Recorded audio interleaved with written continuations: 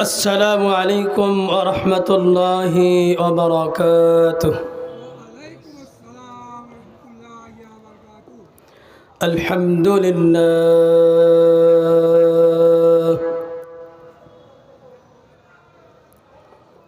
الحمد لله نحمده ونستعينه ونستغفره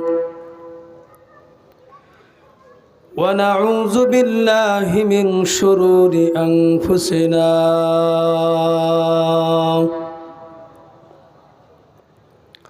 من يهدي الله فلا مضل له ومن يضلله فلا هادي له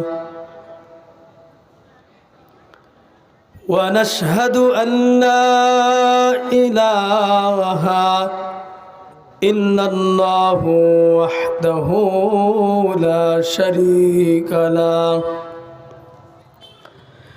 ونشهد أن سيدنا وسندنا وطبيبنا وطبيب قلوبنا وحبيبنا وحبيب قلوبنا ومولانا محمدا عبده ورسوله أرسله الله تعالى بالحق بشيرا ونذيرا وداعيا إلى الله بإذنه وسراجا وقمرا منيرا أما بعد فأعوذ بالله من الشيطان الرجيم সকলে মুহাব্বতে পড়েন বিসমিল্লাহির রহমানির রহিম ইন্নাল্লাহা ইয়া'মুরু বিল আদলি ওয়াল ইহসান وإيتاء ذي القربى وينهى عن الفحشاء والمنكر والبغي وقال تعالى ما خلقت الجن والإنس إلا ليعبدون وقال رسول الله صلى الله عليه وسلم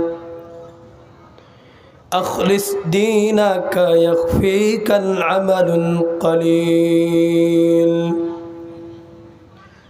أو كما قال النبي عليه الصلاة والسلام إن الله وملائكته يصلون على النبي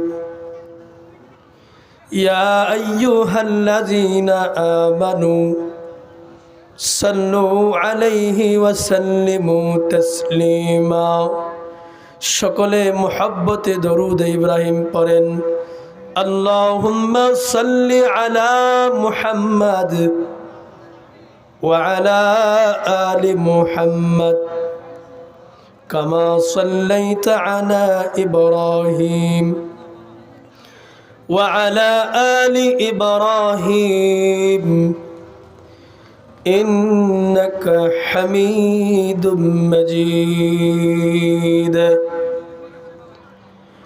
اللهم بارك على محمد وعلى آل محمد كما باركت على إبراهيم وعلى آل إبراهيم إنك حميد مجيد صدق الله العظيم وصدق رسوله النبي الكريم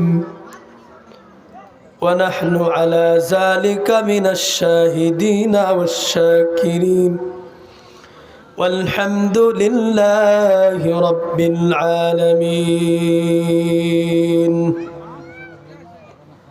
الحمد لله الله تبارك وتعالى শেষ মেহেরবানি যে আল্লাহ তাআলা নিশিন্দারা চকরপাড়া মনি মসজিদের উন্নয়ন প্রকল্পে সপ্তম অধিবেশন তাফসীরুল কোরআন মাহফিলে মঞ্চে উপবিষ্ট সম্মানিত সভাপতি, প্রধান অতিথি, বিশেষ অতিথি, মঞ্চের সামনে উপবিষ্ট দিনদার পরহেজগার আল্লাহওয়ালা রাসূল প্রেমিক দিন প্রেমিক তৌহিদি জনতা এবং প্রজ্ঞানিসীন আমার সম্মানিত মা ও বোনেরা, সর্বপ্রথম আমরা ওই মহান মুনিবের দরবারে শুকর গুজার হচ্ছি যিনি আমাদেরকে দুনিয়ার সমস্ত ঝামেলাকে অপেক্ষা করে দ্বীনি মজলিস, আশিকিন জাকিরিনদের মজলিস তথা আরো জোরে বলেন আলহামদুলিল্লাহ, নারে তাকবীর, নারে তাকবীর। আমাদেরকে যিনি সৃষ্টি করেছেন তিনি কে? আল্লাহ। প্রশংসা হবে কার? আল্লাহ। এবং লাখো কোটি দরুদ সালাম বর্ষিত হোক যিনি হলেন সাইয়্যিদুল মুরসালিন, ইমামুল মুরসালিন, রাহমাতাল লিল আলামিন, দু জাহানে কায়নাত, ইমামুল মুরসালিন জনাবে রাসূলুল্লাহ। সকলে পড়ছি সাল্লাল্লাহু আলাইহি ওয়াসাল্লাম। বয়ানের পূর্বে আমার মহল্লাবাসী, যে সমস্ত যুবক ভাইরা, বৃদ্ধা বাবাজিরা, অযথা যারা আমরা বাড়িতে বসে আছি, অযথা বসে না থেকে জান্নাতের বাগিচা আশিকিন জাকিরিনদের মজলিসে এসে বসি। আল্লাহ তাআলা এই ওসিলা করে আমাকে আপনাকে, বিশেষ করে সকর করার বাসিন্দা, আমাকে আপনাকে আল্লাহ তাআলা ক্ষমা করে দিয়ে জান্নাতের মেহমান হিসেবে কবুল করতে পারি বলে আলহামদুলিল্লাহ। বিশেষ করে আমার চকরপাড়া নিবাসী যে সমস্ত ভাই ব্রাদার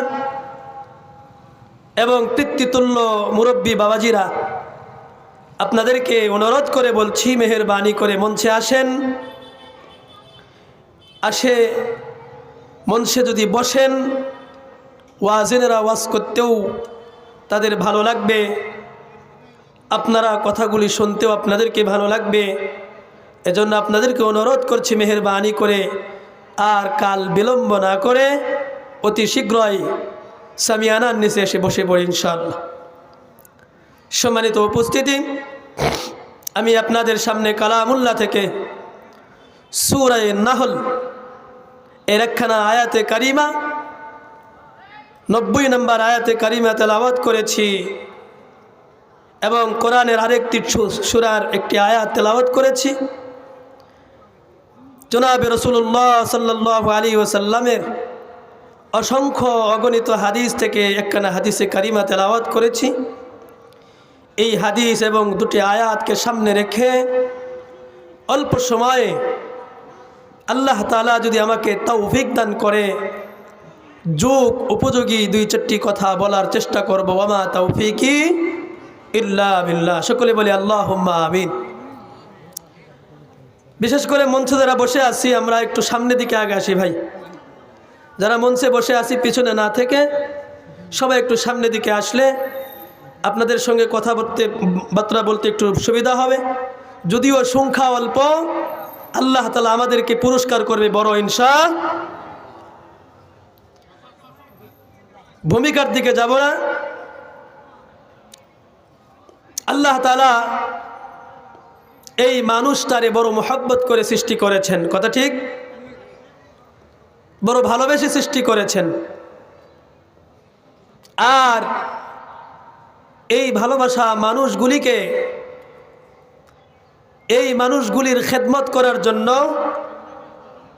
আল্লাহ তাআলা অসংখ্য মাখলুককে আল্লাহ তাআলা সৃষ্টি করেছেন। বলেন সুবহানাল্লাহ। আমার বাবাজিরা,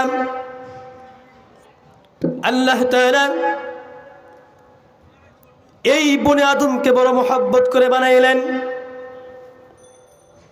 বানানোর পরে এই বনে আদম যেন কোনো প্রকারের কোনো ক্ষতিগ্রস্ত না হয়, কোনো বিপদের সম্মুখীন যেন না হয়, আল্লাহ তাআলা এই বনে আদমের খেদমতের জন্য অসংখ্য মাখলুক তারে আল্লাহ তাআলা সৃষ্টি করেছেন। আল্লাহ তাআলা কালামে পাকের মধ্যে বলেন, আফালা ইয়ানজুরুনা ইলাল ইবলি কাইফা খুলিকাত ওয়া ইলাস সামাই কাইফা রুফিআত ওয়া ইলাল জিবালি কাইফা নুসিবাত ওয়া ইলাল আরদি কাইফা সুতিহাত। বান্দারে, তুমি কি দেখো না আমি আল্লাহ তোমার জন্য আসমানটারে সুন্দর করে সাজাইলাম। যে আসমানটা আমি আল্লাহ খুঁটিবিহীন অবস্থায় রাখছি, ওই আসমান থেকে আমি আল্লাহ বৃষ্টি বর্ষণ করে তোমার জন্য, কথা ঠিক না ঠিক? আল্লাহ তাআলা বলে বৃষ্টি বর্ষণ করি বান্দা, এগুলো তোমার খেদমতের জন্য। কারণ তুমি জমিনের উপরে যখন বীজ বপন করো, এই বীজটারে আমি আল্লাহ রোপণ করার জন্য, গজানোর জন্য আমি আল্লাহ আসমান থেকে তোমার খেদমতের জন্য রহমতের বাড়ি দ্বারা আমি আল্লাহ বৃষ্টি বর্ষণ করে দেই। তাহলে বৃষ্টি আল্লাহ তাআলা কার জন্য? আমার জন্য দেয়। সূর্যকে দেখেন আল্লাহ তাআলা আমার আপনার জন্য বানাইছেন, সূর্য আলো দেয়। এই পৃথিবীতে আল্লাহ তাআলা অসংখ্য মানুষকে আল্লাহ তাআলা বানাইছেন, কিন্তু আল্লাহ তাআলা প্রত্যেকটা মানুষের খেদমতের জন্যই আল্লাহ তাআলা মাখলুককে বানাইছেন। সবচাইতে গুরুত্ব হলো যে সমস্ত বান্দারা আল্লাহর উপরে তাওহীদের সাক্ষ্য দিয়েছে, ঈমান এনেছে, বলে ওই ব্যক্তিদের মূলত খেদমতের উদ্দেশ্যেই আল্লাহ তাআলা মাখলুকগুলোকে বানাইছেন। আর এখান থেকে আল্লাহ তাআলার ঈমানদার বান্দার বরকতে কাফের মুশরিক বেদুইন যতগুলি দল মত আছে সমস্ত দলের ভাগ হয়ে যায়। শুধু আপনি ঈমান আনার কারণে আল্লাহ তাআলা সূর্যের আলো দেয়, আপনার ঈমানের কারণে আল্লাহ তাআলা আসমান থেকে বৃষ্টি বর্ষণ করে। এগুলো মাখলুক যে আমার আপনার খেদমত করে, সাপ আপনার খেদমত করে, বিচ্ছু পোকা পর্যন্ত আপনার খেদমত করে, কথা ঠিক না বেঠিক? আপনাদের বিশ্বাস হবে কিনা জানি না। হায়াতুল হাইওয়ানের মধ্যে একটি ঘটনা এসেছে। আল্লাহ তাআলা যে মাখলুক তারে আমার আপনার জন্য বানাইছেন, আমার আপনার খেদমতের জন্য যে বানাইছেন, হায়াতুল হাইওয়ানের মধ্যে ঘটনা পাওয়া যায়। একজন আল্লাহ পাকের বুজুর্গ, আল্লাহর ওয়ালি, তিনি রাস্তা দিয়ে চলতেছিলেন। চলতে চলতে চলতে হঠাৎ করে দেখা হয় একটা বিচ্ছু পোকার সঙ্গে দেখা হয়ে গেল। আল্লাহর ওয়ালি চিন্তা করতেছে বিচ্ছু পোকাটা কত দূর পর্যন্ত যায়, যে কি বিচ্ছু পোকা তো চলতেছে। আল্লাহর ওয়ালি কি করলেন? ওই বিচ্ছু পোকার পিছনে পিছনে রওনা করলেন। রওনা করতে করতে দেখা গেল সামনে বিশাল বড় একটা নদী পড়ে গেছে। আল্লাহর ওলি চিন্তা করলেন এখানে একটু দাঁড়াই, ঘটনা কি ঘটে একটু দেখি। আল্লাহর ওলির অন্তরের মধ্যে কৌতূহল জেগে গেছে। আল্লাহর ওলি অপেক্ষা করতেছেন। হঠাৎ করে দেখে বিচ্ছু পোকাটা নদীর কিনারায় দণ্ডায়মান, আর একটা কচুরিপানা ওই বিচ্ছু পোকার সামনে এসে হাজির হয়ে গেল। ভাসতে ভাসতে ভাসতে ভাসতে একটা কচুরিপানা ওই বিচ্ছু পোকার দিকে আসে উপস্থিত হয়ে গেছে।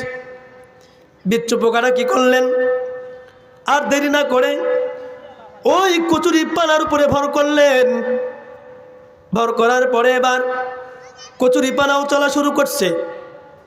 আল্লাহর ওলি চিন্তা করলেন তাহলে যেহেতু নদী ভেসে গেছে, বিচ্ছু পোকাটাও দেখতেছি কচুরিপানার উপরে ভর করে রওনা করছে, এখন আমি কি করি?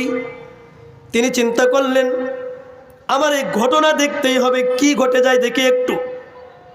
আল্লাহর ওলি তিনি আর দেরি করলেন না। দেরি না করে তিনি তড়িৎ গতিত করে একটা নৌকা ভাড়া করলেন।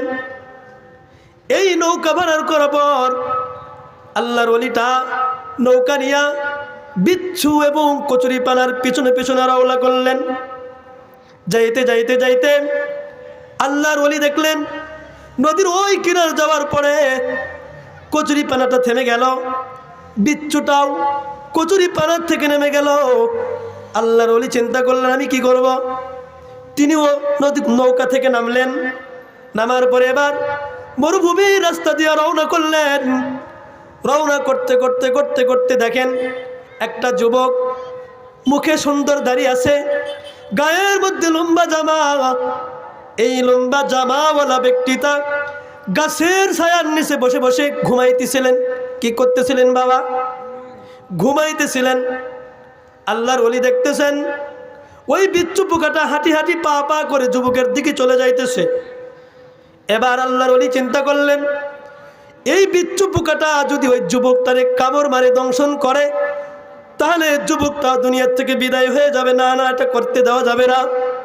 কি করা লাগবে বলে আল্লাহর ওলিটা দেরি না করে সাথে সাথে পার্শ্বে একটা পাথর দেখতে পারেন, পাথরটা হাতের মধ্যে নিলেন। নেওয়ার পরে যেই মাত্র বিচ্ছুটার উপর আঘাত করবেন এমন সময় দেখা গেল একটা বিষধর সাপ। ওই বিষধর সাপটা যুবকের দিকে সবল করার জন্য রেডি হয়ে গেছে। কিন্তু বিচ্ছু পোকাটা কি করলো? বিচ্ছু পোকাটা আর দেরি করে নাই। এবার দেরি না করার পরে বিচ্ছু পোকাটা ওই সাপের উপরে উইটা সাপের মাথার উপরে দংশন করছে। দংশন করার সাথে সাথে সাপটা প্যারালাইসিসের রোগী হয়ে গেছে। জোরে বলেন সুবহানাল্লাহ, আল্লাহু আকবার। আল্লাহর ওলি চিন্তা করলেন কোথায় সে বিচ্ছুকে দেখলাম, আর বিচ্ছুটা কোথায় এসে আল্লাহ পাকের বান্দাকে বাঁচাইল।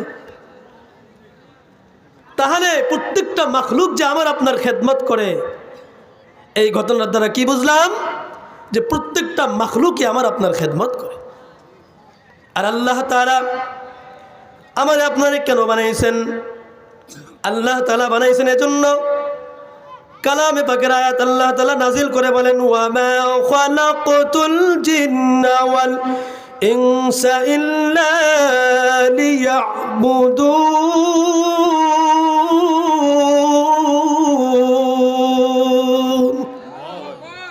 আল্লাহ তাআলা বলে বান্দা আমি তোমায় বানাইছি একমাত্র আমার খেদমত করার জন্য, গোলামি করার জন্য।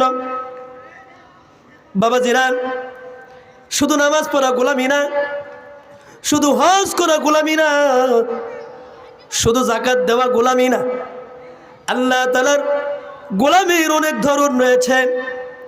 তার মধ্যে হতে আল্লাহ তাআলার কালামে পাক থেকে আমি আয়াতে কারিমা একটি তেলাওয়াত করেছি, যে আয়াতে কারিমের এত মর্যাদা, ওই আয়াতে কারিমা এত বরকতময় যে আয়াতে কারিমের তেলাওয়াত শোনার কারণে সবচাইতে বেশি কাফের মুসলমান হয়ে গেছে। একটি আয়াতে কারিমা আপনাদের সামনে তেলাওয়াত করেছি, যে আয়াতের কারিমা তেলাওয়াতের কারণে সবচেয়ে বেশি কাফের মুসলমান হয়েছে। এই আয়াতে আল্লাহ তাআলা বান্দাকে 3টি আদেশ করেছেন। কয়টি আদেশ করেছেন? 3টি আদেশ করেছেন। আর আল্লাহ তাআলা 3টি নিষেধ করেছেন। এই আয়াতের মধ্যে 3টি আদেশ এবং 3টি নিষেধ। এই আয়াত নিয়ে ইনশাআল্লাহ সামনের দিকে যাওয়ার চেষ্টা করব। আমা তৌফিকি ইল্লা বিল্লাহ। সম্মানিত ভাইয়েরা আমার, আল্লাহ তাআলা কালামে পাকের মধ্যে বলেন, ইন্নাল্লাহা ইয়া'মুরু বিল আদল। আল্লাহ তাআলা বলেন, নিশ্চয় আমি আল্লাহ তোমাদেরকে আদেশ করতেছি, তোমরা কি করো? আদল প্রতিষ্ঠা করো। কি প্রতিষ্ঠা? আদল মানে ইহসান। আল্লাহ তাআলা ইহসান প্রতিষ্ঠা করতে বলেছেন। কিতাবের মধ্যে লেখেন আল্লামা সানাউল্লাহ পানিপতি রহমতুল্লাহি আলাইহি, তিনি তার কিতাবের মধ্যে লিখেছেন, এই যে আয়াত আল্লাহ তাআলা আমাদেরকে দিয়েছেন, এই একটি আয়াত যদি আল্লাহ তাআলা আমার আপনার পয়গম্বরকে দিত আর কোন আয়াত দিত না, তাহলে এই একটি আয়াত যথেষ্ট হয়ে যাইত সারা দুনিয়ার মানুষের জন্য হেদায়েতের যথেষ্ট। একটি আয়াতই যদি আল্লাহ রসুল জনাবে রাসূলুল্লাহ সাল্লাল্লাহু আলাইহি ওয়াসাল্লাম তিনি যদি এই আয়াতের দাওয়াত প্রসার করতেন, তাহলে এই একটি আয়াতই যথেষ্ট হইত। কোরআনের আর অন্য কোনো আয়াতের প্রয়োজন ছিল না। এই আয়াত যদি রাষ্ট্রের উপরে কায়েম হইত, তাহলে পুরা রাষ্ট্র শান্তিময় হয়ে যাইত। এই আয়াত যদি সমাজের মধ্যে প্রতিষ্ঠা হয়ে যাইত, সমাজটা শান্তিময় হয়ে যাইত, সুখময় হয়ে যাইত। এই আয়াতের উপরে যদি পরিবার পরিজনকে চালাইতেন, তাহলে আপনার পরিবার পরিজন সুখময় হইত। এজন্য আল্লাহ তাআলা আয়াতের মধ্যে সর্বপ্রথম আদেশ করেছেন, তোমরা ইহসান করো, ইহসানের বিচার করবা। তোমরা তোমাদের আত্মীয় মনে করিয়া বিচারটা উলট পালট করে দিবা। সমাজের মধ্যে আসে না নাই? মন্ত্রী মহোদয়ের মধ্যে আসে না নাই? মন্ত্রীর ছেলে চুরি করছে, এবার হাইকোর্টে বিচার চলে গেছে, তদন্ত করে দেখে গেছে এটা মন্ত্রী মহোদয়ের ছেলে। কি করা যাবে? বলে আর উপায় নাই, মন্ত্রীর ছেলে যেহেতু আর কোনো কথাই নাই, খালাস করে দাও। কথা বলেন ঠিক না? কিন্তু আমার আপনার পয়গম্বর জনাবে রাসূলুল্লাহ সাল্লাল্লাহু আলাইহি ওয়াসাল্লাম বিচারপতি ছিলেন কি ছিলেন না? আমার পয়গম্বর রাষ্ট্র চালাইছেন কিনা চালান নাই? আমার আপনার রাসূল মসজিদে ইমামতি করছেন কি করেন নাই? আমার ভাইরা, আজকে যদি হুজুরেরা রাষ্ট্রের জন্য মেহনত করে, আমাদের কিছু চুলকানিওয়ালা ভাই আছে, তারা বলে হুজুর মসজিদে থাকবে, মাদ্রাসায় থাকবে, হুজুর কেন রাষ্ট্রের কথা বলে? ঠিক না? ঠিক। এ ভাই, রাষ্ট্রের কথা কোরআনে আছে না নাই? রাষ্ট্রের কথা হাদিসে আছে না? আমার পয়গম্বর জনাবে রাসূলুল্লাহ সাল্লাল্লাহু আলাইহি ওয়াসাল্লাম রাষ্ট্র পরিচালনা কোথায় থেকে করছেন? আমার আপনার পয়গম্বর জনাবে রাসূলুল্লাহ সাল্লাল্লাহু আলাইহি ওয়াসাল্লামের রাষ্ট্র চালানোর জন্য আমার বাংলাদেশে যেমন রাষ্ট্রের ব্যবস্থা আছে, সেখান থেকে রাষ্ট্র পরিচালনা হবে। কিন্তু আমার আপনার জনাবে রাসূলুল্লাহর জামানায় এরকম ছিল নাকি? আমার আপনার পয়গম্বর রাষ্ট্র পরিচালনা করছে মসজিদে নববীর মেম্বার থেকে। মসজিদের মেম্বার থেকে রাষ্ট্র পরিচালনা হবে। তোমার ভালো লাগে না, তুমি মানো না, তাতে কোনো অসুবিধা নেই, কিন্তু তুমি কোরআনের বিরোধিতা করতে পারো না। দেখেন না, আমার যে সমস্ত উলামায়ে কেরাম, কোরআনের পাখিরা যারা এই কোরআন প্রতিষ্ঠা করার জন্য রাষ্ট্রকে বলছে, রাষ্ট্র বলে রাষ্ট্র কোরআন কিভাবে প্রতিষ্ঠা করবে? রাষ্ট্র কি কোরআন পড়া জানে? রাষ্ট্র কোরআন পড়া জানে না, কিন্তু কোরআন অনুযায়ী চলতে পারে যদি চলতে চায়। এজন্য ভাইরা আমার পয়গম্বর তিনিও বিচারক, তিনিও বিচারের মসনদে বসে অবস্থা। আমার পয়গম্বরের কাছে বিচার চলে গেল। পয়গম্বর জনাবে রাসূলুল্লাহ সাল্লাল্লাহু আলাইহি ওয়াসাল্লামের কাছে যাওয়ার পরে বলা হইতেছে, পয়গম্বর একটা চোর তাদের ধরা পড়ছে, আমরা চোর তারে ধরছি। বলে তাই নাকি? বলে হ্যাঁ। বলে চোরটা কে? বলে একজন মহিলা। কে চোর? একজন মহিলা। আমার পয়গম্বর চুরির কথা শোনার পর আল্লাহ রসুল জনাবে রাসূলুল্লাহ সাল্লাল্লাহু আলাইহি ওয়াসাল্লাম কোরআনটা খুললেন। কোরআন খোলার পরে বলেন, আস-সাবিকুন আস-সাবিকুন। আমার পয়গম্বর বললেন, শোনো শোনো, যেহেতু চুরি করছে তার হাতটা একটা কাটায় দাও। চুরি করলে কি করতে হবে? প্রথম চুরি করছে, হাত কাটো। এবার চুরির বিচার আমার পয়গম্বর দিয়া দিলেন, হাত কাটতে হবে। সাহাবায়ে কেরাম রাদিয়াল্লাহু তাআলা আনহু তিনারা চুরির বিচার কার্যকর করবেন। এমন পর্যায়ে তারা বলতেছে, শোনো, এটা তো এমন একজন ব্যক্তি, এই মহিলার হাত যে কাটবা, কিন্তু তোমরা তো একটু চিন্তা করলে না কার হাত কাটতেছ? কারণ এই মহিলা সাধারণ কোনো পরিবারের না, এই মহিলা হলো কুরাইশ বংশের মহিলা। কোথাকার মহিলা? কুরাইশ বংশের মহিলা। আমার পয়গম্বর কোন বংশের? কুরাইশ বংশের। এবার সাহাবারা চিন্তা করলো, যদি এই মহিলার হাতটা কাটা হয় তাহলে কুরাইশ বংশের বদনাম হয়ে যাবে, এটা করতে দেওয়া যাবে না। যাও পয়গম্বরের কাছে চলে যাও, পয়গম্বরকে যা বলো যে পয়গম্বর, এটা তো কুরাইশ বংশের মহিলার হাতটা কাটলে কুরাইশ বংশের বদনাম হয়ে যাবে, এটা করতে দেওয়া যাবে। এখন কে যাবে পয়গম্বরের কাছে? সাহস পায় না। কে যাবে? উমর মসনদে বসা, আবু বকর আছেন, ওসমান, আলী সবাই আছেন। কে যাবে? বলে ওসমান তুমি যাও। আলী রে বলে আলী তুমি যাও। উমর রে বলে উমর তুমি যাও। কেউ যাইতে রাজি হয় না। কিন্তু আল্লাহ রসুল জনাবে রাসূলুল্লাহ সাল্লাল্লাহু আলাইহি ওয়াসাল্লামের একজন পালিত পুত্র ছিল যায়েদ ইবনে হারেসা। কি নাম? যায়েদ ইবনে হারেসা। এই যায়েদ ইবনে হারেসা তিনি পয়গম্বর সাল্লাল্লাহু আলাইহি ওয়াসাল্লামের পালক পুত্র। এই যায়েদ ইবনে হারেসার একজন সন্তান, পুত্র সন্তান হয়েছিল। সে তাহলে রাসূল করিম সাল্লাল্লাহু আলাইহি ওয়াসাল্লামের সম্পর্কে কে হইতেছে? নাতি। আল্লাহ রসুল সাল্লাল্লাহু আলাইহি ওয়াসাল্লাম যায়েদ ইবনে হারেসার সন্তানকে অত্যন্ত ভালোবাসতেন, বড় আদর করতেন, মোহাব্বত করতেন। ভাই মাইক এরকম হয় গাওয়ারে। যায়েদ ইবনে হারেসার সন্তানকে বড় ভালোবাসতেন। তারা চিন্তা করলো, আমরা তো সকলে বুঝমান, তাহলে আমরা যদি যাই রাসূল বলবে তোমরা বুঝমান হয়ে আমাদের কাছে কেন আসছো?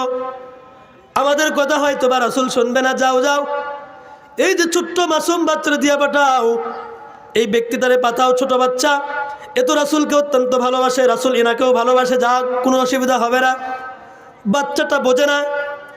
এবার কথা অনুযায়ী যায়েদ ইবনে হারেসার সন্তানকে পাঠানো হলো। তার সন্তান হাঁটি হাঁটি পা পা করে করে রাসূল করিম সাল্লাল্লাহু আলাইহি ওয়াসাল্লামের কাছে উপস্থিত হয়ে গেলেন। উপস্থিত হওয়ার পরে এবার ডাইরেক্ট জনাবে রাসূলুল্লাহ সাল্লাল্লাহু আলাইহি ওয়াসাল্লামের বুকের উপরে বসে পড়ছে। কোথায়? কোথায় বসে পড়ছে? কথা বলতে হবে। কোথায়?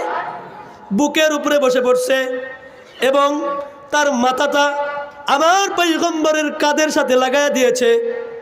লাগিয়ে দেওয়ার পরে এবার পয়গম্বরের কানে কানে তার মুখটা লাগিয়ে গেছে। এবার আস্তে আস্তে পয়গম্বরকে বলে, পয়গম্বর আপনি ওই যে মহিলার বিচার দেওয়ার কথা বলছিলেন, বিচার রায় দিয়েছেন, ওই মহিলা চোরের যে আপনি রায় দিয়েছেন, ওই মহিলা কিন্তু সাধারণ কোনো মহিলা না। কি হয়েছে? বলে ওই মহিলা আপনার কুরাইশ বংশের মহিলা। দেখেন তো একটু বিচারটারে নর্মাল করা যায় কিনা। বিচারটা কি করা লাগবে?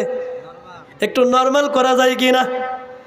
আমার পয়গম্বর পৃথিবীতে আদল প্রতিষ্ঠা করে গেছেন, ইহসান প্রতিষ্ঠা করে গেছেন। আমার পয়গম্বর কথা শুনতে দেরি, পয়গম্বরের চেহারা লাল বর্ণের হয়ে গেছে। আমার পয়গম্বর বসা অবস্থা থেকে দাঁড়ায় গেছে আর বলতেছে, সাহাবারা তোমরা কি করলা? আমার কুরাইশ বংশের মহিলা হওয়ার কারণে তোমরা আমার কাছে তোমরা নোটিশ পাঠাইছ যে মহিলার বিচারটা একটু হালকা করার জন্য।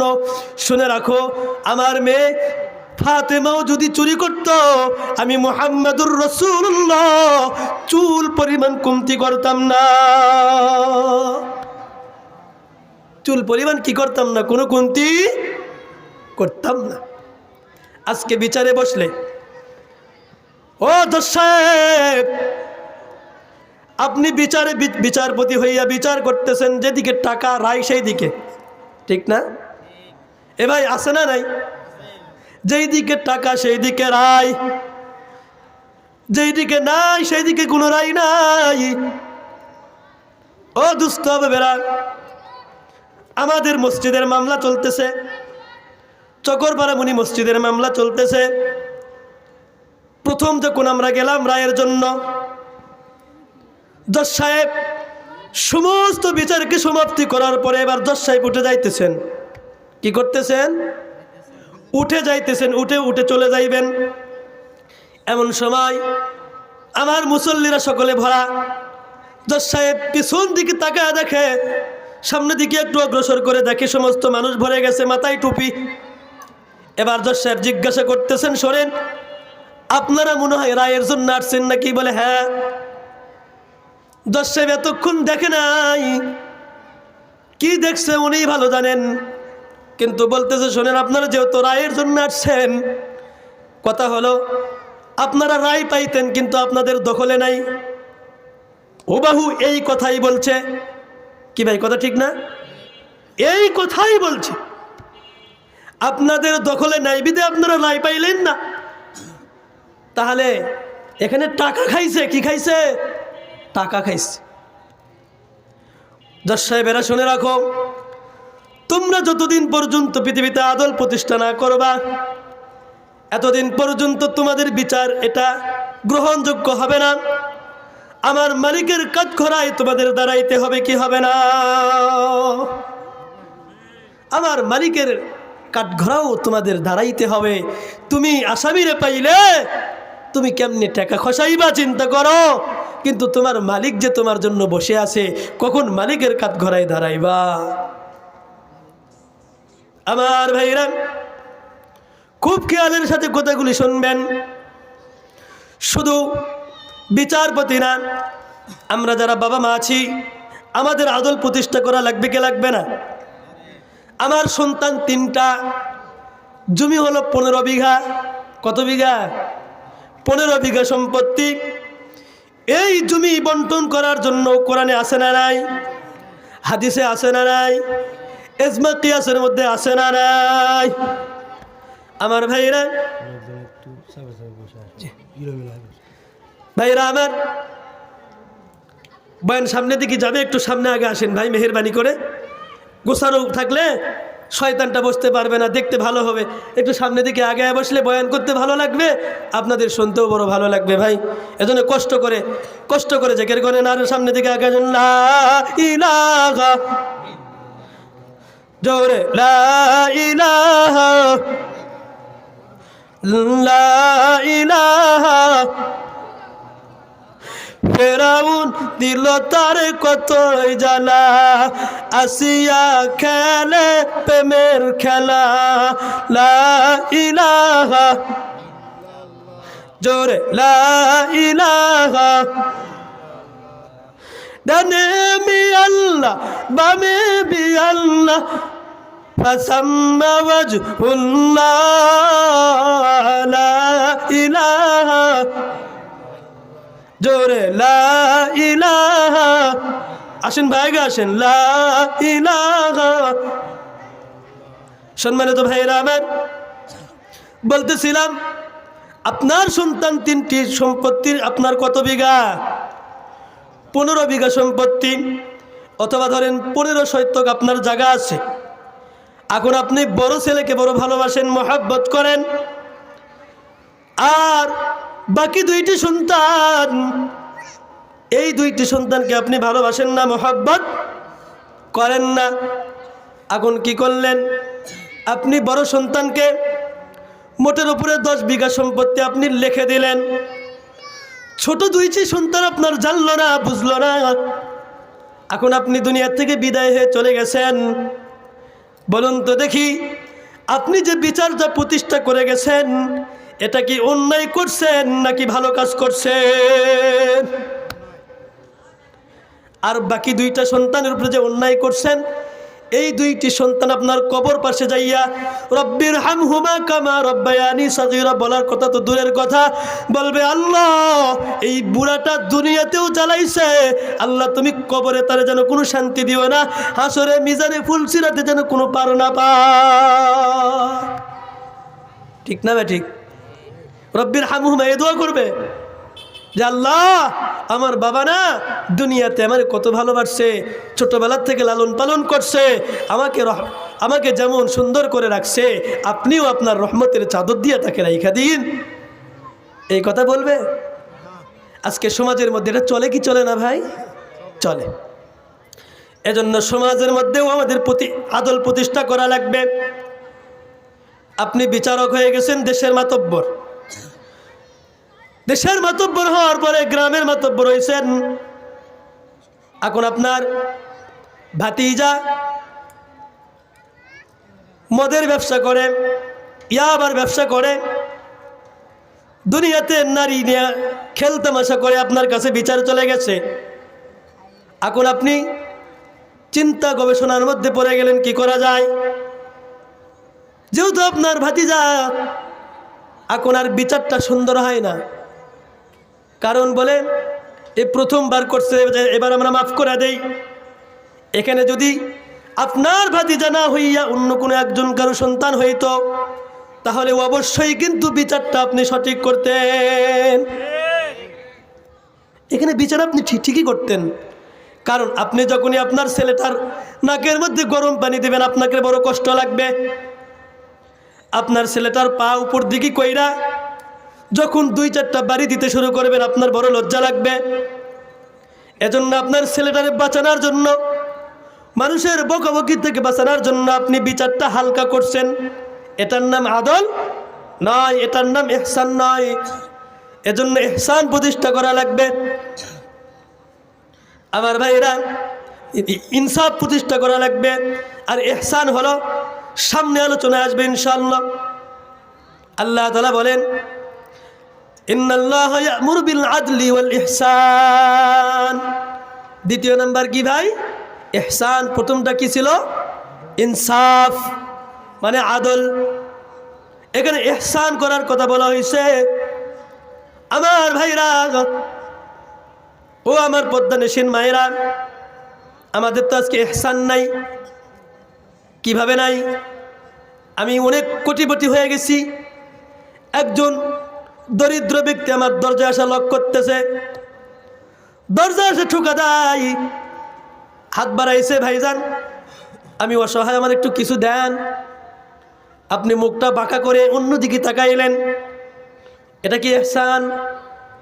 আল্লাহ আপনারা দিয়েছে অনেক সম্পদ, কিন্তু এই সম্পদটারে আপনি ইহসান করতে পারলেন না। আমার আপনার ভাইয়ের সাথে আপনি ইহসান করতে পারলেন না।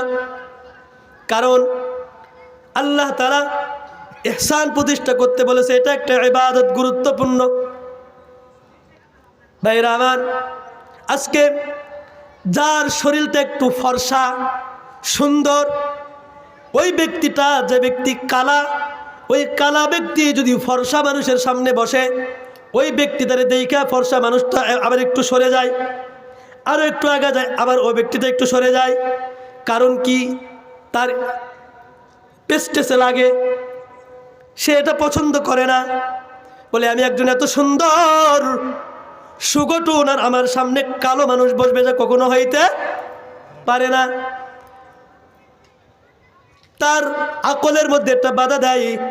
কিন্তু না না না, ইহসান করা লাগবে। আল্লাহ তাআলা ইহসান প্রতিষ্ঠা করতে বলেছেন। যদি আমি আপনি ইহসান প্রতিষ্ঠা না করতে পারি, তাহলে আল্লাহ তাআলা যে বলেছেন ওয়ামা খলাকতুল জিন্না ওয়াল ইনসা ইল্লা লিয়াবুদুন, তাহলে এই আয়াতের অংশীদার আমি আপনি হতে পারলাম না। ইবাদত করতে বলেছেন, ইহসান প্রতিষ্ঠা করা এটাও একটা ইবাদত। বাবাজি রহমান ইহসান প্রতিষ্ঠা করেছে সাহাবায়ে কেরাম, ইহসান প্রতিষ্ঠা করেছেন। তাদের মধ্যে কত দরদ ছিল, তাদের মধ্যে কত ভালোবাসা ছিল, মুসলমানের মধ্যে কত ভালোবাসা। আল্লাহ রসুল বলেন আল মুসলিমু আখুল মুসলিম, মুসলমানের ভাই। মুসলমান কখনো শত্রুতা করতে পারে না। যারা টঙ্গীর ময়দানে আমার নিরহ মুসলমান ভাইদের উপরে তোমরা আঘাত করেছ, তোমরা বলো, তোমরাই বয়ান করো ইহসানের, তোমরাই বয়ান করো আল্লাহ খাওয়াই আল্লাহ পড়ায়, তোমরাই বয়ান করো সব কিছু, কিন্তু এত বয়ানের পরেও তোমরা মুসলমানের রক্ত পিপাসিত কেমনে হলা? কিভাবে তোমরা মুসলমানের রক্ত পিপাসিত হয়ে মুসলমানের রক্তকে পান করলা? বোঝা গেছে তোমরা তাবলীগ করতে আসো নাই, তোমরা মুসলমানের শত্রু হয়ে আসছো। আমার ভাইরা, বাস্তব ঘটনা দেখা গেছে, ইউটিউব ফেসবুকে ভাইরাল হয়ে গেছে। সবে আমরা জানি নেট জগতে ভাইরাল হয়ে গেছে। তারা ইহুদিদের এজেন্ট হয়ে আমার বাংলাদেশে কাজ করতেছে। কাদের এজেন্ট? ইহুদিদের এজেন্ট হয়ে কাজ করতেছে। আমার ভাইরা, মুআজ বিন নূর নামে একজন ব্যক্তি আছে, মাথায় পাগড়ি পরে থাকে। এই শয়তান যত বড় শয়তানি করছে মাথায় পাগড়ি লাইগা। আমার ভাইরা, এই শয়তানকে শুলিতে চড়ানো দরকার ছিল, কিন্তু ওলামায়ে কেরাম বড় মোহাব্বত করেন, এজন্য ওলামায়ে কেরাম বেশি কিন্তু সামনে দিকে অগ্রসর হয় নাই। আজকে ওলামায়ে কেরাম যদি খেপে যায়, রাগ করে, ওলামায়ে কেরামের রক্ত যদি টকবক করা শুরু করে, তোমাদের এই পৃথিবীতে থাকার মতো অধিকার থাকবে না। আমার ভাইরা, এই মুআজ বিন নূর বড় বড় কথা বলছে। তারা নাকি তাবলীগ প্রতিষ্ঠা করবে, মানুষকে দ্বীনের দাওয়াত দিবে, মানুষের সাথে অন্যায় করবে না। এ নাদান, তুমি তো বললা মানুষের অন্যায় করবে না, কিন্তু রাতের গভীরে আমার নিরহ উলামায়ে কেরাম যারা রাত্রেবেলা ঘুমান্ত অবস্থায় ছিল, যারা কিছুই জানে না, আমার যে সমস্ত অবলা সরলা মুসলমান ভাইদেরকে নিয়ে তোমরা আমার ওই নিরহ ভাইদের উপরে তোমরা আক্রমণ করেছ। শুধু আক্রমণ করে শেষ করো নাই, বলে তাদেরকে ছুরির আঘাত দিয়া জবাহ পর্যন্ত করেছ। এটা কি ইহসান? যারা ইহসান করতে শিখে নাই, তাদের তাবলীগ বাংলাদেশে কেন সারা বিশ্বের মধ্যে চলতে পারে? তাবলীগ চলবে, ওলামায়ে কেরামের নেতৃত্ব যে তাবলীগ, সেই তাবলীগটা চলবে। ওলামায়ে কেরাম ছাড়া কখনো তাবলীগ হইতে। তোমরা পিছন দিকে তাকাও, হে জাতির দল, তোমরা কি মনে করেছ তোমরা যেই দিকে যাবা সেই দিকে তোমরা লাভবান হইবা, আর ওলামায়ে কেরাম বসে বসে আঙ্গুল তুষবে? এটা কখনো বাংলার জমিনে হইতে। আজকে বাংলার জমিনে ওলামায়ে কেরামের অনেক অবদান আছে না নাই? আছে। স্বৈরাচারকে পালানোর জন্য ওলামায়ে কেরামের ভূমিকা আছে না নাই? আছে। স্বৈরাচার পালাইছে ওলামায়ে কেরামের নারে তাকবীরের কারণে। আজকে স্বৈরাচার চলে গেছে, কিন্তু স্বৈরাচারের কিছু এজেন্ট আমার বাংলাদেশে বসবাস করে। তাদের মধ্যে হতে কিছু দালাল মাথায় পাগড়ি সুন্দর করে সুন্নতি বাবরি রাখছে, রাখার পরে সে শয়তানও ওই তাবলীগের সাথে জড়িত হইয়া আমার নিরহ মুসলমানকে হত্যা শাহাদত বরণ করাইছে। আমার ভাইরা,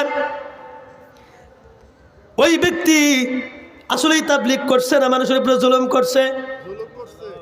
আমার ভাইরা রে, তোমরাই তো বলে থাকো যে আল্লাহ তাআলা খাওয়াই, মাখলুক থেকে কিছু হয় না, যা কিছু হয় আল্লাহ তাআলা থেকে হয়। তাহলে তোমরা কেন একজন মৌলানা সাদ সাহেবকে তোমরা ছাড়তে পারছো না? একজন মৌলানা সাদ সাহেব যদি কি তোমরা ছাড়ো, তাহলে তোমার আল্লাহ তোমার সাথে আসে না নাই? তাহলে মৌলানা সাদকে লাগবে, এটা তোমার জুলুম।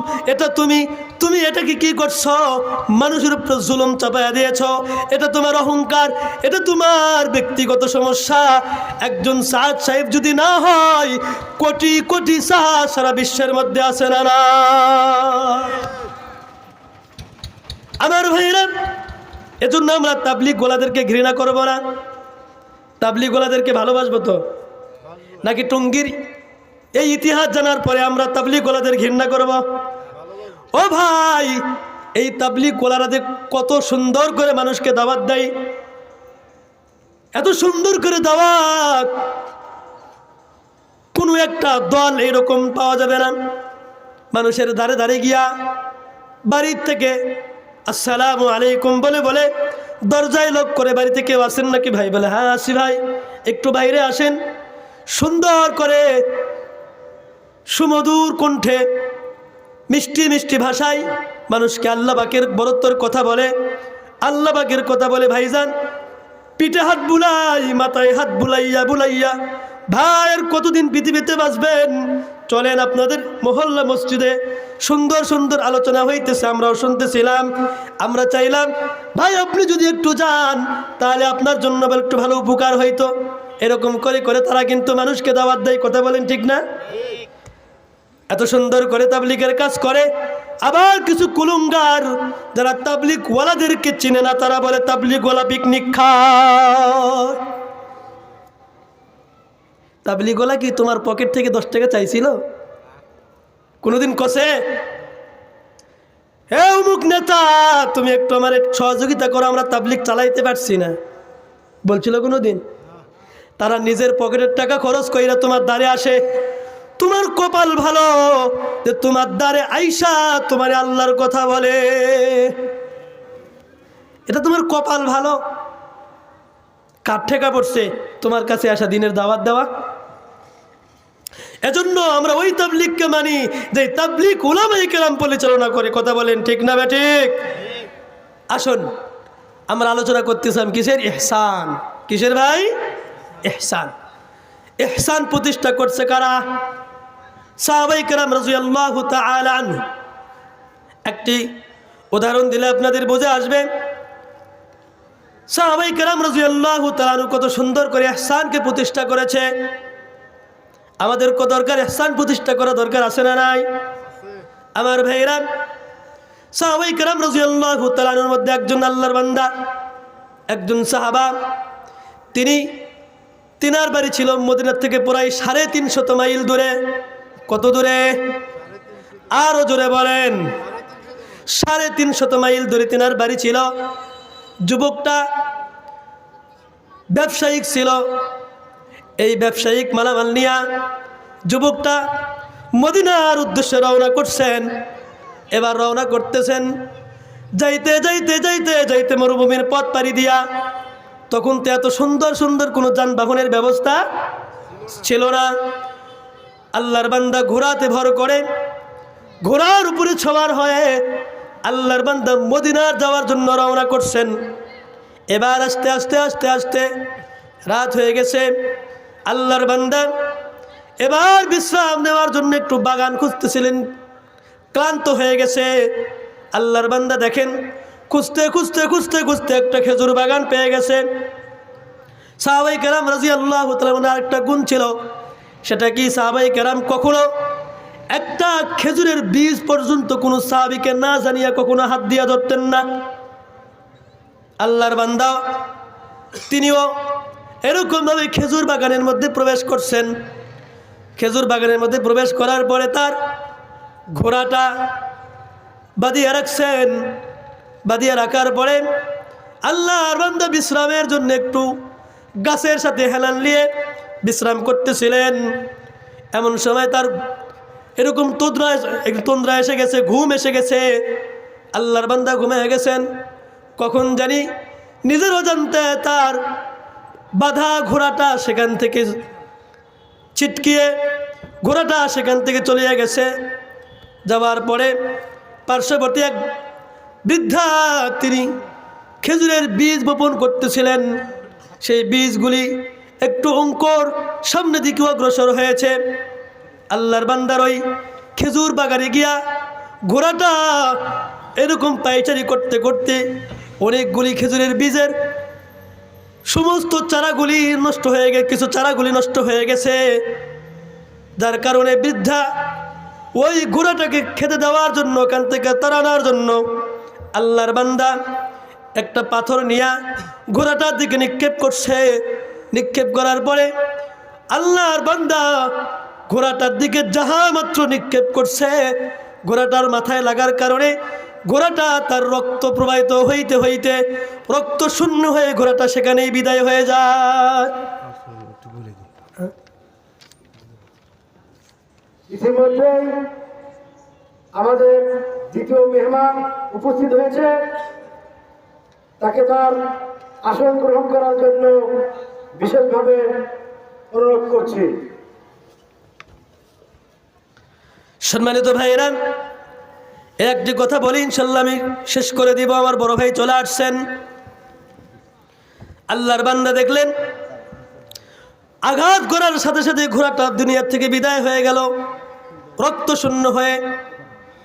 এবার বৃদ্ধা মানুষ, তিনিও বড় দিনদার পরহেজগার মানুষ, চিন্তায় পড়ে গেলেন কি করবে। আল্লাহর বান্দা সেখান থেকে আর সরে যায় নাই। আল্লাহর বান্দা সেখানেই অবস্থান করতেছিল। হঠাৎ করে আল্লাহর বান্দা যুবক যে গাছ এলান দিয়ে ঘুমান্ত ছিল জাগ্রত হয়ে গেলেন, একটু ফর্সা হয়ে গেছে। আল্লাহর বান্দা দেখেন তিনি যে ঘোড়াটা বাঁধিয়ে রাখছিলেন ঘোড়াটা আর নাই। আল্লাহর বান্দা দৌড়ে গেলেন।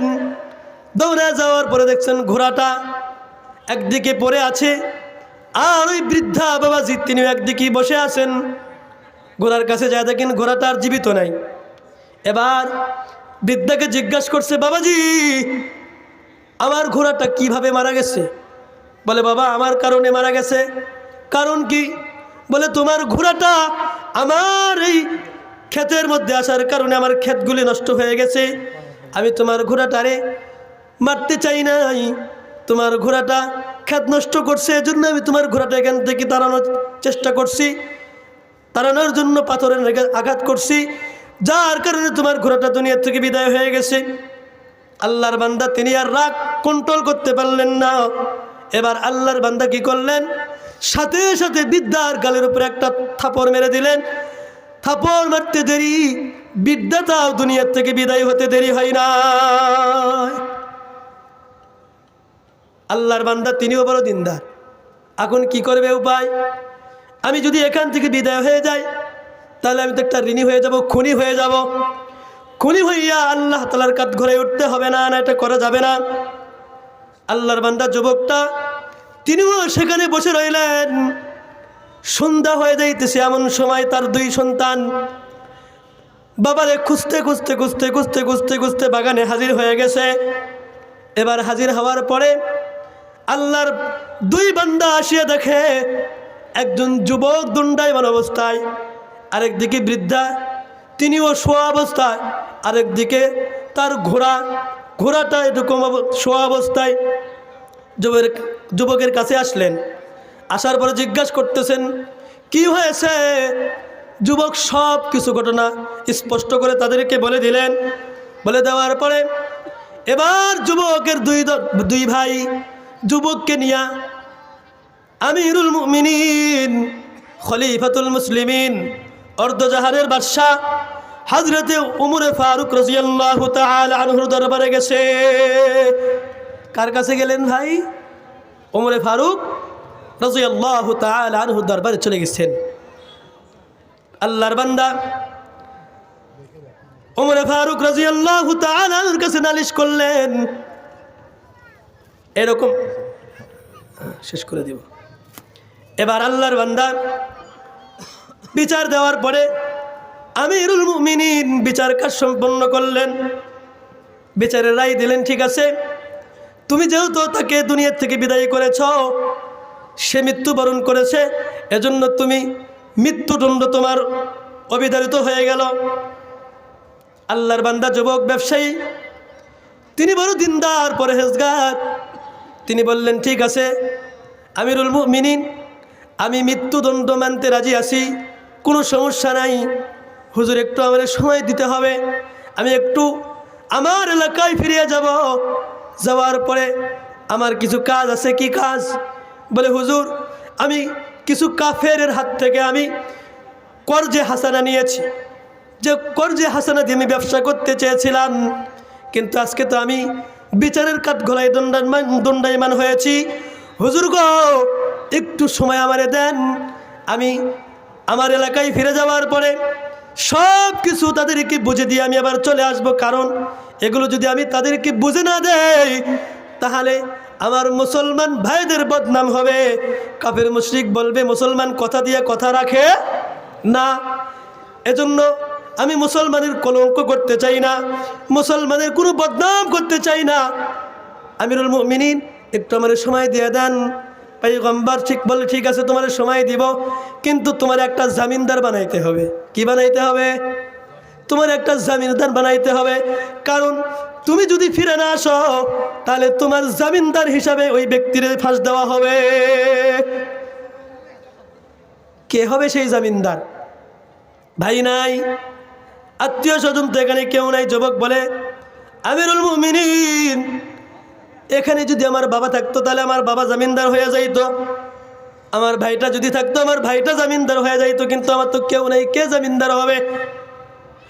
হঠাৎ করে পুরা মজলিস ভরা মানুষ, হঠাৎ করে আল্লাহর বান্দা সাহাবী আবু যর গফারি রাদিয়াল্লাহু তাআলা দণ্ডায়মান হয়ে গেছে। কে দণ্ডায়মান হয়েছে? আবু যর গফারি রাদিয়াল্লাহু তাআলা আনহু, তিনি দণ্ডায়মান হয়ে গেছে। বলে, পয়গম্বর আমার ভাইটারে আপনি ছেড়ে দেন, আমি আমার ভাইটার জমিনদার হয়ে গেলাম। হযরত আবু যর গফারি যেন তেন কোনো সাহাবী না। পয়গম্বর সাল্লাল্লাহু আলাইহি ওয়াসাল্লামের কাছে জিবরাইল হাজির। জিবরাইল বলতেছে, পয়গম্বর দেখেন, ওই যে আপনার আবু যর চাদর মুড়ি দিয়া হাইটা যায়। কি মুড়ি দিয়া হাইটা যায়? চাদর মুড়ি দিয়া হাইটা যায়। কে যায়? আবু যর। পয়গম্বর বলতেছে, হে জিবরাইল, তুমি আমার আবু যরকে কেমনে চেনো? বলে, পয়গম্বর আপনার আবু যরকে শুধু আমি না, আমার সমস্ত ফেরেশতা, আসমানের ফেরেশতা, জমিনের ফেরেশতা, সবাই আপনার আবু যরকে চিনে। বলুন না সুবহানাল্লাহ। আমার ভাইরা, আবু যর গফারি রাদিয়াল্লাহু তাআলা দুই কারণে চিনে। একটা হলো তিনি নিজেকে সবসময় ছোট মনে করতেন। কি মনে করতেন? ছোট মনে করতেন। আরেকটা কারণ হলো আবু যর গফারি রাদিয়াল্লাহু তাআলা আনহু তিনি সবসময় সূরাতুল ইখলাস তেলাওয়াত করতেন। কি তেলাওয়াত করতেন? সূরাতুল ইখলাস তেলাওয়াত করতেন। যে সূরাতুল ইখলাস 3 বার তেলাওয়াত করলে আল্লাহ তাআলা পুরা এক খতম কোরআন করলে যে নেকি হয়, সেই পরিমাণ নেকি আল্লাহ তাআলা দিয়ে দেয়। এই সূরাতুল ইখলাস এত পরিমাণ তেলাওয়াত করতেন, তিনার আমলনামায় যে কত খতম কোরআন আছে, এজন্যই সমস্ত ফেরেশতা হযরত আবু যর গফারি রাদিয়াল্লাহু তাআলা চিনত। ভাইরা আমার, সময় লম্বা করার সময় নাই, আপনাদেরকে ঘটনা শেষ করে দিয়া ইনশাল্লাহ বিদায় নিব। আবু যর গফারি জিম্মাদারি হয়ে গেলেন, জামিনদার হয়ে গেলেন। আল্লাহর বান্দা চলে গেল, খুব সংক্ষিপ্ত করে দিব। আল্লাহর বান্দা বাড়িতে চলে গেলেন। বাড়িতে যাওয়ার পরে যতগুলি পাওনা দাওনা ছিল সবগুলি পরিশোধ করে দিয়েছে।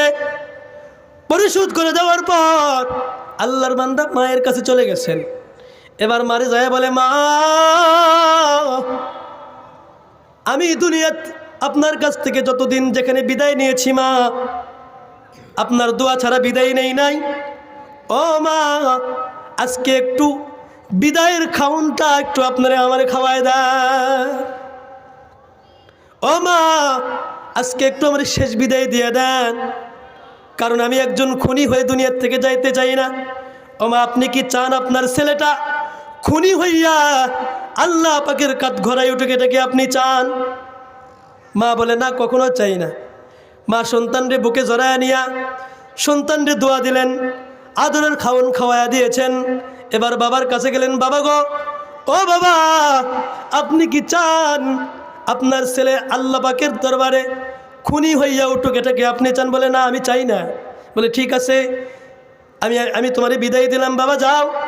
বাবার থেকে বিদায় নিয়া আল্লাহর বান্দা এবার ঘোড়াতে আরোহণ করে আল্লাহর বান্দা রওনা করছেন, যাইতেছেন। এদিকে 1 সপ্তাহ সময় দেওয়া ছিল, মদিনার মসজিদে জুমার নামাজ হয়ে যাইতেছে। হযরতে আমিরুল মুমিনিন তিনি ইমামতি করে জুমার নামাজ আদায় করাইলেন। জুমার নামাজ আদায় করার পরে এবার নামাজ শেষ হয়ে গেছে, দেন দিকে সালাম, বাম দিকে সালাম ফিরাইছে। এবার বিচার কার্যকর শুরু হয়ে যাবে। আল্লাহর বান্দা হযরতে আবু যর গিফারী রাদিয়াল্লাহু তাআলা মজলিসে উপস্থিত হয়ে গেছে।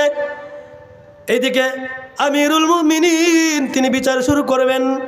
আবু যর গিফারীকে সামনে ডাকছে। আবু যর গিফারী সামনে আসতেছেন। সকলে মদিনার যতগুলি মানুষ আছে সবার চোখের মধ্যে পানিগুলি টলমল টলমল করতেছে। আরে, একজন মুসলমান ভাইয়ের জন্য নির্দোষ একজন মানুষ তার পুরা জীবনটা দিয়ে দেয়। আবু যর গিফারী যখন সামনের দিকে যাইতেছে, বিচার কার্যকর শুরু করবে, জাল্লাদকে হুকুম দিয়া দিছে। জাল্লাদ ছুরি নিয়া প্রস্তুত হয়ে গেছে। হঠাৎ করে দেখা যায় মরুভূমির ময়দান দিয়ে কে যেন দৌড়ায় দৌড়ায় আসতেছে ঘোড়া নিয়া। মরুভূমির ময়দানে বালু, বাতাসের কারণে বালুগুলি উঠতে উঠতে উঠতে উঠতে অন্ধকার হয়ে যাইতেছে। সবাই দেখতে পেল কে জানে আসতেছে। এবার ভাইরা আমার আমিরুল মুমিনিনকে জিজ্ঞাসা করে, ও আমিরুল মুমিনিন, একটু দেরি করেন, ওই যে দেখেন কে জানি ঘোড়া নিয়ে দৌড়ে দৌড়ে আসতেছে। আমিরুল মুমিনিন একটু দেরি করলেন।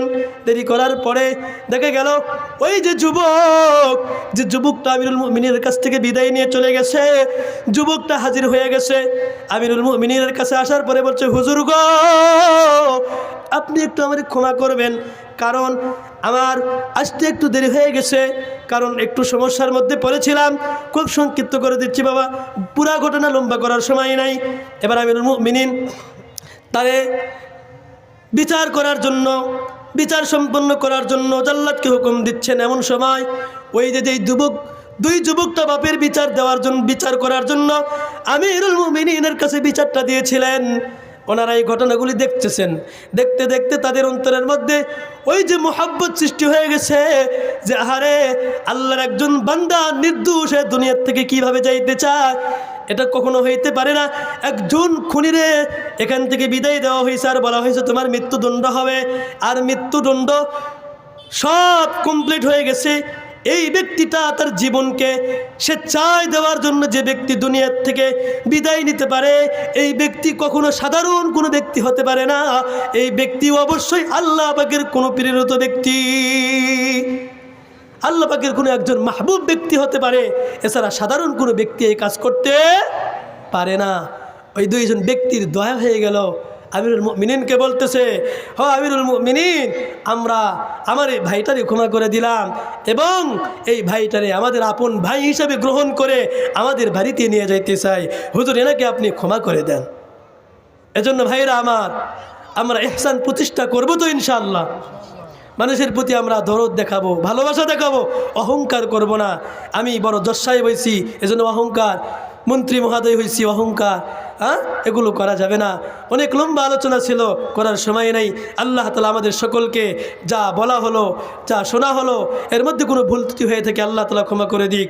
আর যা বলা হয়েছে আমলের কথা, এর প্রতি আল্লাহ তাআলা আমাকে সকলকে আমল করার তৌফিক দান করুক। সকলে বলে আল্লাহুম্মা আমিন। ওয়া মা তৌফিক ইল্লা বিল্লাহ। আসসালামু আলাইকুম ওয়া রাহমাতুল্লাহি ওয়া বারাকাতুহু।